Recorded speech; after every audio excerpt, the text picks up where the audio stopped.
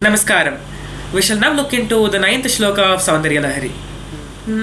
Mahim Mooladhare Mahim Mooladhare Kamapi Manipure Hutavaho Kamapi Manipure Hutavaham Sthitam Swadhishtane Sthitam Swadhishtane Hridi Marutamakashamupari Hrudi Marutamakashamupari Manopi Bhru Madhye Manopi Bhru Madhye Sakalamapi Bhitva Kulapatham Sakalamapi Bhitva Kulapadham Sahasrare Padme Sahasrare Padme Saharahasi Saharahasi Patya Viharase Patya Viharase Sahasrare Padme Sahasrare Padme Saharahasi Patya Saharahasi Viharase. Patya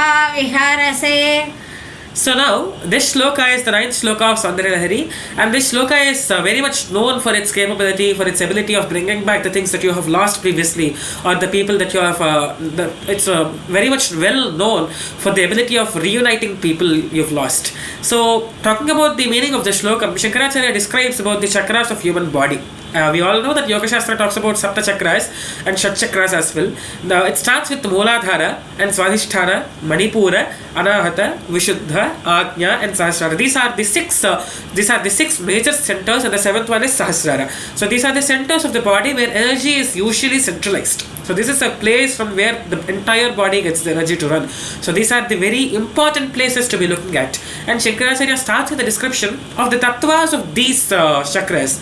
So tattvas of these chakras come from Taittiriya Upanishad. The Taittiriya Upanishad mentions Akasha Dvayuhu Vayo Raknihi Agnerapah Adhyah Prithivi Prithivya Oshadhayaha Oshadhibhyo Nam Annat Purushaha. So here the Taittiriya Upanishad says it starts with Akasha. Akasha, the fifth element of this entire universe. Akasha is the first element, and from Akasha comes the next element, that is Akasha Dvayuhu. Vayu comes from there, and Vayo Ragnihi, Agni comes from Vayu. Agnerapah Jala, the water comes from Agni, and Adhyah Prithivi, from water comes Prithivi, that is earth, and from Prithivi Oshadhayaha, Oshadhi Gunam, that is plants and all the nutritions, minerals comes from there, and then Oshadhibhyo Nam, that mineral and that vitality of Prithivi is something that gives you Annam, which is what you consume, or which is what that keeps you alive, and Annat Purushaha, that is what keeps Purusha alive. This is the science of daily life. The same thing is being described, and that external science can also be internally observed inside a human being. When you do upasana, you can do two types of upasana: external upasana and internal upasana. Devi within the yantram, Devi within you is the two types of upasana. So when you look at the yantram, you see a bhupuram, you see three rekhas, you see three valayams, followed by a Shodasa Padmam, followed by Ashtadala Padmam, in which you have 4 Shiva chakras, 5 Shakti chakras, followed by one Bindu. The same thing, if it is internalized, Antarmukha Samaradhya, Bahirmukha Sudurlabha is what Lalitā Sahasranāma says. So then you understand, when you look with an external sense, you can't perceive Devi, you cannot easily get Devi. But to attain Devi faster, you have to go internal with respect to your senses. That is called Antarmukhatva. So that Antarmukhatva happens when you realize the presence of these 7 chakras in your body. And each and every chakra has an element associated with it. So Mahim Mooladhara chakra, the very first base root chakra of the body, which is can be thought of is present somewhere between the pelvic bone. Biologically, so somewhere near the pelvic bone, that chakra is associated with the element of earth. Similarly, Swadhisthana, the second chakra, is according to Tantra Shastrams. Let me clarify. According to Tantra Shastrams, usually the Swadhisthana, the second chakra, is very much related to water. That is why Jalatattva. And then the next chakra, Manipura, is Agni. That is Agni Tattva. Then the following chakra, Manipura, then follows by Anahata, which is air. Then the Vishuddha chakra, which is Akasha. So Akasha Dvayuhu, Vayo Ragnihi, Agnerapah, Adhyah Prithivi. So these are the 5 elements in the 5 chakras, 5 basic chakras. So this is what Shankaracharya says, Mahim Mooladhare, but there is an interchange. We said that Swadhisthana is Jala Tattvam and Manipura is Agni Tattvam. So here Shankaracharya describes the order in a different manner with a different yogic perspective. He says Mahim Moladhare Kamapi Manipure. Water Tattva is Manipura. So he has interchanged the chakras. And then he says Hutavaham Stitam Swadhisthane. Swadhisthana has Hutavaham, that is Agni. So this is a different yogic perspective. But that needs a lot of understanding, depth of understanding in yoga. So let's not go into that depth and let us just look at a normal yogic perspective which is mentioned in the Lalitā Sahasranāma. So this order doesn't match with the order mentioned in Lalitā Sahasranāma. This order matches with the order mentioned in Śrī Sūktam. This also matches with the order mentioned in Subhagavadagya Stotram, which is written by Padaccheda. So now, understanding this order, Mooladhara, which is connected to earth, then Swadhisthana connected to water, that is Jala Tattva, then Manipura connected to Agni Tattva, then heart, Anahata Chakra connected to air, Vayu Tattva, then we have Vishuddha which is connected to Akasha Tattva, which is hollow. Akasha Tattva is nothing but being hollow. We have a hollow space in our throat, and that hollow space is mentioned as Akasha Tattva. So then the next part is Mahim Mooladhare Kamapi Manipure Hutavaham Sthitam Swadhisthane Hriti Marutam Akasham Upari Hriti, and then Maruta Akasham, and then Upari, the above part of Akasha, is Manopi Bhrumadhye, the Manassu or the mind is present in the Bhrumadhye, somewhere between the Bhrukuti. Manopi Bhrumadhye Sakalamapi Vitva Kulapatham. This all straight path is called Meru in Yogic Shastra, and that is what Shankaracharya says Kulapatham. That is also there in Lalitā Sahasranāma. We see Kulamrtaika, Kula Yogini, Kundalini, Kula Vidya, Kula Yogini, Kaulini. These namas come here.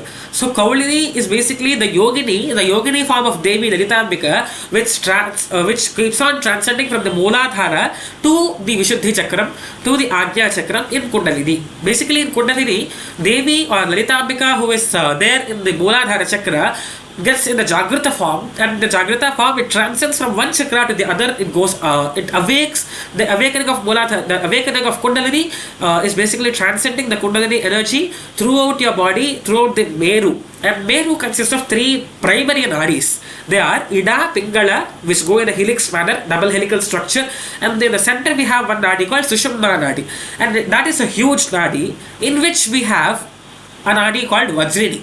And in that Vajrini, we have one more nadi called Chitrini. And Kundalini transcends from one chakra to the other using the Chitrini. So that process of transcending is what Shankaracharya mentions here. And after transcending, it goes to Sahasrare Padme, Sahasrara, which is a 1,000-petal lotus, on which Kameshvara is seated. Sahasrare Padme, Saharahasi Patya Viharase. After transcending through these many chakras, Devi reaches to Sahasrara, a 1,000-petal lotus, on which Mahakameshvara is already seated, and she goes there and spends time with her husband. So Saharahasi Patya Viharase. She roams with her husband in our body internally, is what Shankaracharya has mentioned. Now looking at it with a deeper perspective, the Bijaksharam for Mooladhara is Lam, that is Lam Prithivi Tattvatmane Namaḥ. In Panchopachara Pujas we use that. So Lam is the Bijaksharam for Mooladhara. Swadhisthana is Jala Tattvam, Vam Amrita Tattvatmane Namaḥ. Vam is the Bijaksharam. Then Manipuram is Agni Tattvam. Manipura is basically the navel part of human body which is on the abdomen. So that has Jataragni. That is why it is Agni Tattva.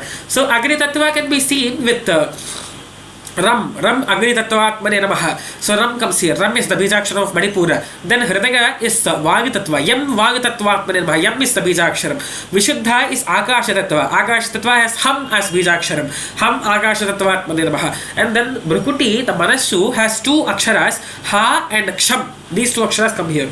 Then there are 51 letters in Sanskrit. But some of these Vagyakaras, some of these experts also believe that there are 50 letters in Sanskrit Bhasha. So these 50 letters come into Sahasrara. Each letter is on, there are 1,000 petals in Sahasrara.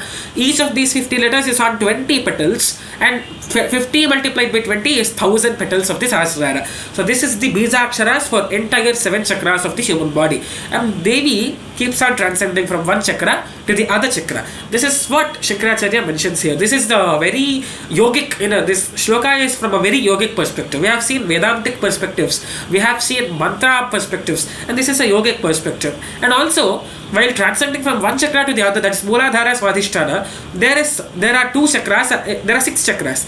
Every 2 chakras are classified into one khandam. So it starts with Agni Khandam. Agni Khandam is basically 2 chakras, that is Mooladhara and Swadhisthana. The next 2 chakras are Manipura and Anahata, which is Surya Khandam. Then the next two chakras are Vishuddha and Ajna. They are Chandra Khandam. So these six chakras inside are called Agni Khandam, Surya Khandam, Soma Khandam. Chandra Khandam or Soma Khandam are basically the same thing. For every Khanda, when you cross each and every Khanda, there is a web of interconnected or intersecting neurons or nadis. That nadi mandalam is called Grandhi. So when you cross the first Khandam, that's Mooladhara and Swadhisthana, that's Agni Khandam. You cross that, you get across a web of neurons which is called Brahma Grandhi, which is the earthly attachments of a human being. You have to pierce that and go forward. Then the second Khandam comes, that is Surya Khandam, that is Manipura and Anahata. After crossing that, you have one more called after crossing Anahata, you have Vishnu Grandhi, which is all the love and affections you have. And then you are supposed to pierce that. Then you go through Vishuddha and Ajna, which is Soma Khanda or Chandra Khanda. After that, you get one more Grandhi, which is Rudra Grandhi. After piercing that Grandhi, you will go to the Sahasrara. That is where Sahasrare Padme Saharahasi Matya Viharase. So the concept of 7 chakras, 3 khandas, and that's the Grandhi or a knot that is above these khandas. The Brahma Grandhi is a knot. This Grandhi refers to a knot of threads. So Brahma Grandhi is a knot which is caused because of the interthreading or woven neurons. And that Grandhi is supposed to be pierced with the help of yoga practices. And what kind of yoga practices are they? They can be breathing exercises, they can be asanas. The first Brahma Grandhi can be pierced with the help of Yama and Niyama. The second is Vishnu Grandhi. It can be pierced with the help of asana and pratyahara. And dharana, dhyana are these the two things which can pierce the Rudra Grandhi. Then samadhi is the situation when you reach the Sahasrara. So these are the parts of Ashtanga Yoga which are correlating with the Slokam here. So this is the very encapsulated version of this Slokam. So this is basically maybe a summarized version of 100 Slokas from Lalitā Stotram. So this is the Slokam, and the phalam of this Slokam is reuniting the people that you have lost long back, or finding things that you have lost long back. Thank you.